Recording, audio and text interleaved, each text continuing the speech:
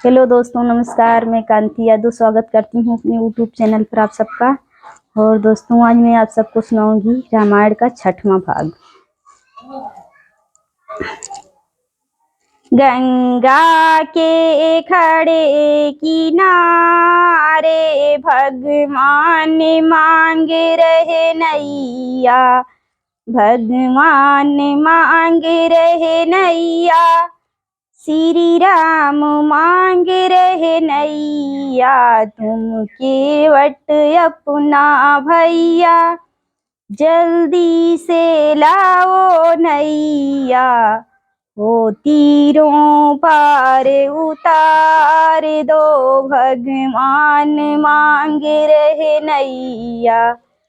गंगा के खड़े किनारे भगवान मांग रहे नैया। तो दोस्तों, ऐसे ही वीडियो में बने रहिए। इसका अगला भाग मैं अगले वीडियो में आप सबको सुनाऊंगी।